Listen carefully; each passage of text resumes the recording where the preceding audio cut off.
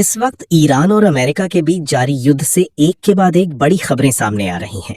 आज 18 अगस्त को तनाव ने एक बार फिर गंभीर रूप ले लिया है। हॉर्मुज जलडमरू मध्य को लेकर अमेरिका और ईरान आमने सामने हैं।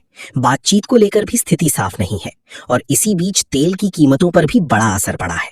आखिर आज पूरे दिन क्या क्या हुआ, अमेरिका ने क्या कहा, ईरान का क्या जवाब आया और अब इस युद्ध का अगला कदम क्या हो सकता है, आइए जानते हैं आज की पूरी खबर विस्तार से। अभी तक की सबसे बड़ी खबर ये है कि अमेरिका ईरान संघर्ष में तनाव फिर बढ़ गया है और स्ट्रेट ऑफ हॉर्मुज जलडमरू मध्य सबसे बड़ा फ्लैश पॉइंट बन गया है। आज की बड़ी खबरें। 1. अमेरिका ईरान सीज फायर समझौते की 60 दिन की समय सीमा खत्म। आज वो 60 दिन की अवधि खत्म हो गई जिसमें अमेरिका और ईरान के बीच समझौते और हॉर्मुज को दोबारा खोलने की उम्मीद थी। अभी कोई अंतिम समझौता सामने नहीं आया है।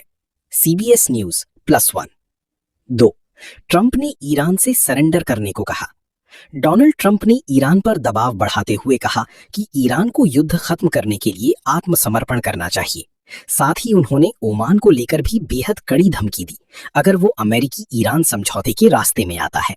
GME network +1। 3. Straight of Hormuz अभी भी बंद, लगभग ठप।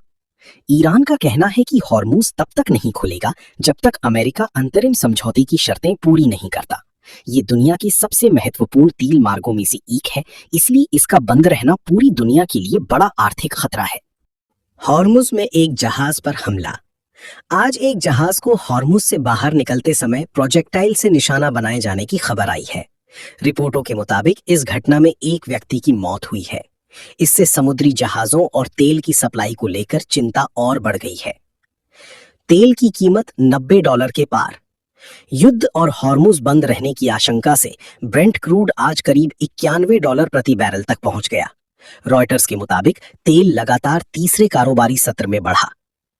अमेरिका ने हॉर्मुज पर दबाव बढ़ाया। अमेरिका और ईरान के बीच असली टकराव अब सिर्फ मिसाइल या सैन्य कार्रवाई तक सीमित नहीं है। समुद्री रास्ते और तेल की सप्लाई को लेकर भी बड़ा संघर्ष चल रहा है। ईरान हॉर्मुज को अपने सबसे बड़े दबाव के साधन के रूप में इस्तेमाल कर रहा है। वैश्विक बाजारों पर असर।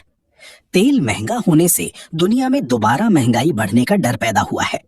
अमेरिकी 30 ईयर ट्रेजरी यील्ड आज लगभग 5.327% तक पहुंच गई, जो 2007 के बाद का सबसे ऊंचा स्तर बताया गया है। अमेरिका में भी युद्ध को लेकर चिंता बढ़ी।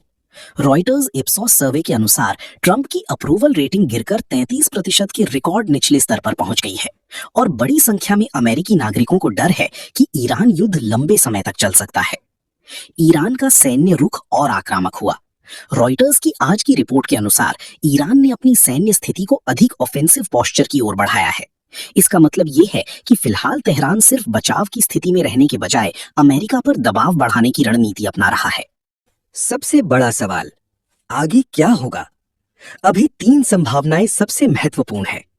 पहली, अमेरिका और ईरान फिर से बातचीत शुरू करें और हॉर्मुज खोलने पर कोई अंतरिम समझौता हो जाए। दूसरी, हॉर्मुज बंद रहने से तेल की कीमत और बढ़े तथा अमेरिका ईरान पर और सैन्य और आर्थिक दबाव डाले।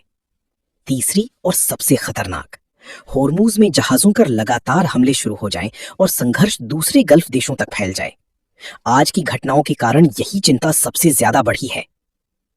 ईरान अमेरिका युद्ध में आज बड़ा मोड़। हॉर्मुज बंद, तेल $91 पार, ट्रंप की ओमान को धमकी। तो दोस्तों, आज ईरान और अमेरिका के बीच तनाव की स्थिति बेहद गंभीर बनी हुई है। हॉर्मुज जलडमरू मध्य को लेकर दोनों देशों के बीच टकराव जारी है और फिलहाल बातचीत को लेकर भी कोई स्पष्ट समाधान सामने नहीं आया है। आने वाले